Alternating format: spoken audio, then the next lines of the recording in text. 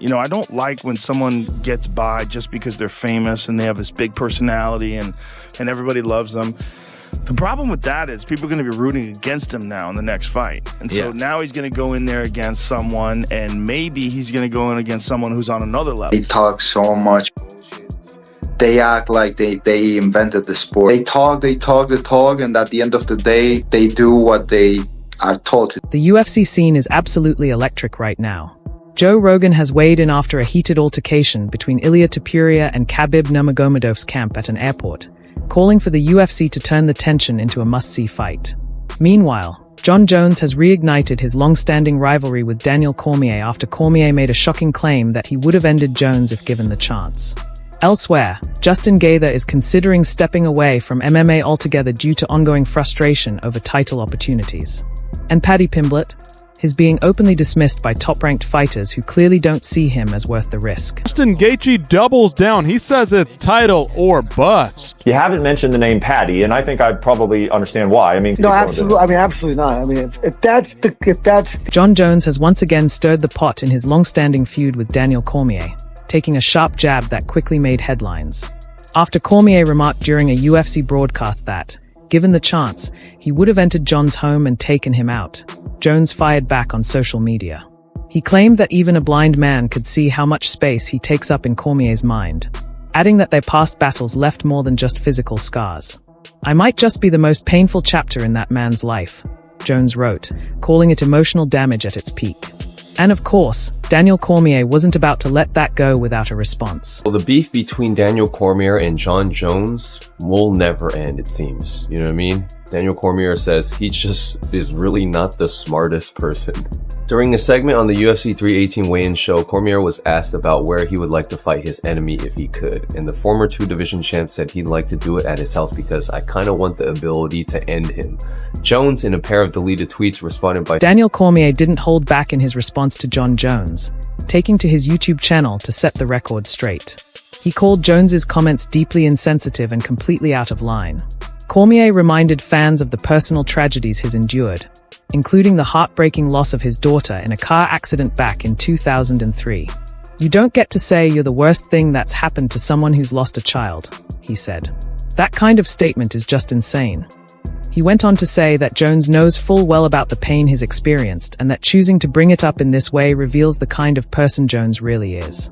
"You're dealing with someone different," Cormier added, implying that Jones uses personal trauma as fuel in a rivalry that's already crossed so many lines.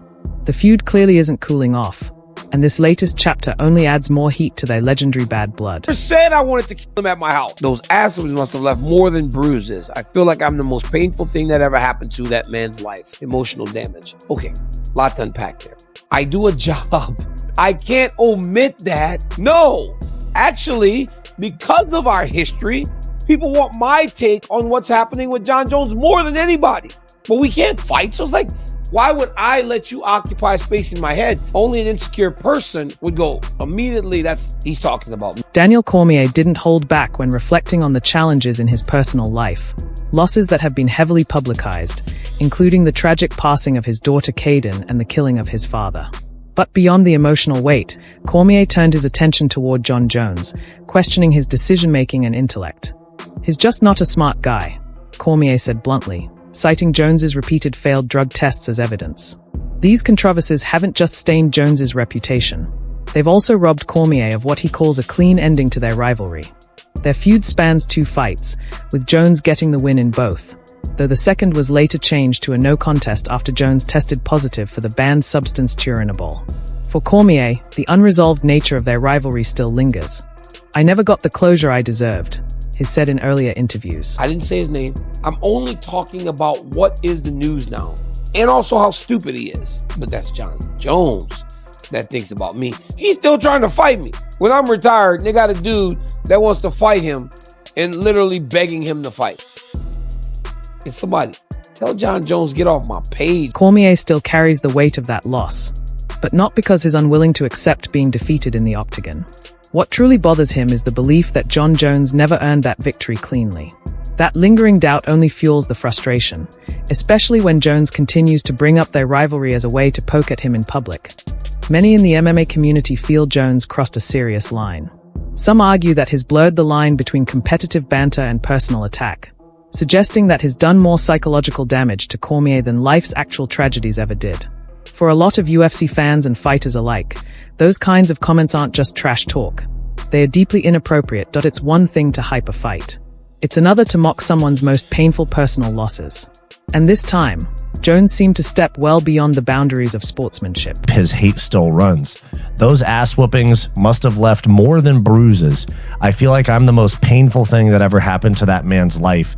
Emotional damage. Emotional damage. But if I was DC and I got beaten twice, dreams ripped away from me. Jon Jones has never shied away from crossing the line with his trash talk. He's repeatedly referenced Cormier's emotional struggles and personal life in public disputes. But this time, Cormier's reaction made it clear the jab cut deeper than usual. It wasn't just about their rivalry inside the cage.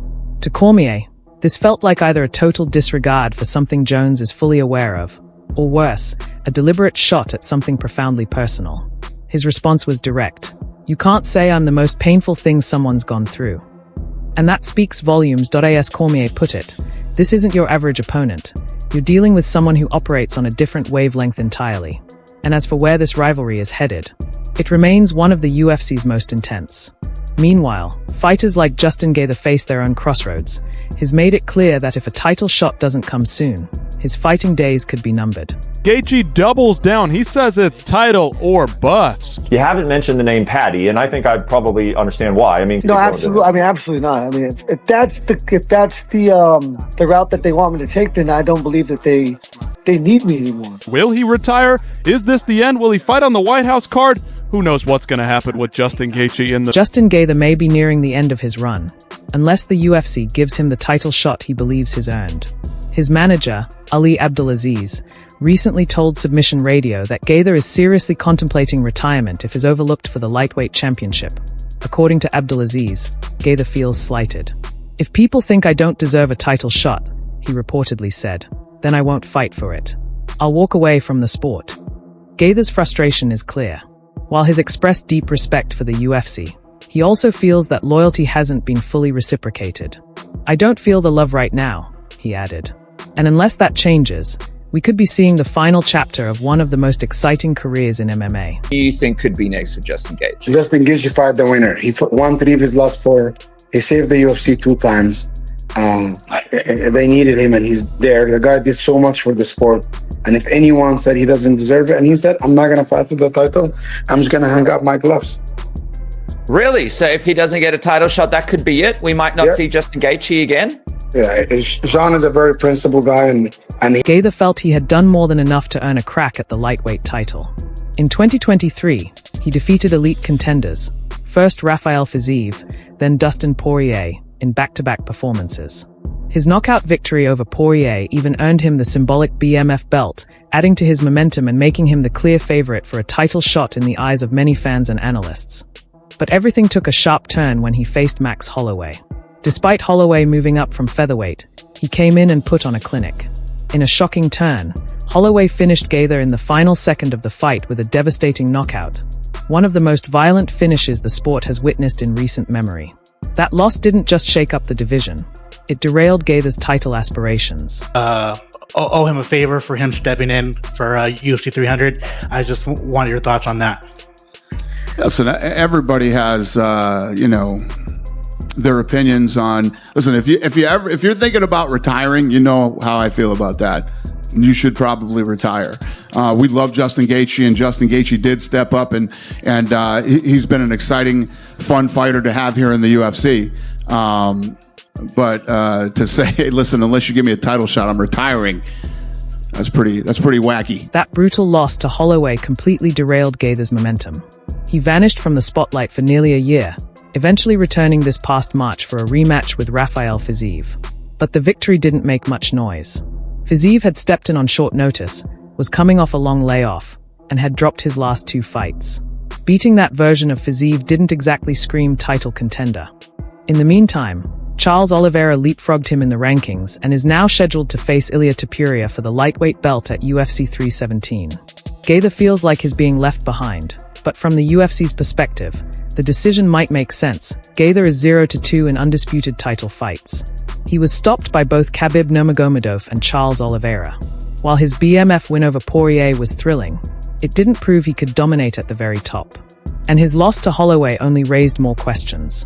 Holloway, a natural featherweight, moved up and thoroughly outclassed Gaither. From start to finish, Gaither had no real answers. And that final second knockout was so vicious, many thought it could have marked the end of his career. It has been saying retirement or title shot. He talked about how the UFC begged him to fight Max. I think any smart fan at the time knew that whoever won that fight or lost that fight was going to get a title shot and then lose a title shot. Justin seems very bitter about the Max fight because he comes back, he beats Fiziev, he looks good doing it. But it's like, bro, Arman is going to fight Ilia. I've been very vocal about Arman having another fight before a title shot, but that's most likely what's going to happen. And the fact that Gaither is now trying to claw his way back into title contention, but the landscape has changed. Ilia Topuria remains undefeated and is riding a massive wave of hype. Charles Oliveira already submitted Gaither once, and is still performing at an elite level. Meanwhile, Gaither has been facing aging or less dangerous opponents, and hasn't put together a streak of wins over true top-tier competition since 2023. Fans still talk about his unforgettable war with Poirier, but they also remember the harsh defeats, being dropped, tapped out, or carried off after brutal knockouts. UFC legend Michael Bisping recently weighed in on the situation, especially in light of Gaither's comments about retirement. He said, "It's a bold statement, but even if Gaither never becomes champion, even if he fights 5 more times and doesn't win the belt, I still think he's a future Hall of Famer." According to Bisping, Gaither's legacy goes beyond titles. It's about the excitement he brings, the unforgettable performances, and the all-out warrior mentality that has made him one of the most beloved fighters in the sport. So, I mean, the statement, the direct quote was, once I know that I cannot win undisputed championship belt, or fight for one, then I'm gonna, I might as well hit the gloves. I do not believe I've reached that point. Whether I'm the champion or not in the next, who knows? I can't, it's so hard to put a time. If I ever go to sleep like I just went to sleep, I'm done. I'm not doing it 2 more times. I'll do that 1 more time if I have to. And honestly, that might be a fair take. Gaither has always been celebrated for his aggressive style, relentless pressure, and willingness to put on a show. Few fighters bring the kind of chaos and excitement he does.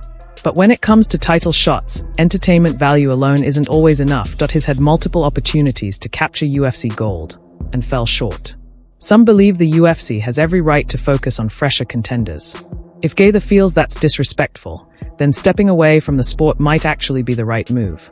But is retirement truly on the table?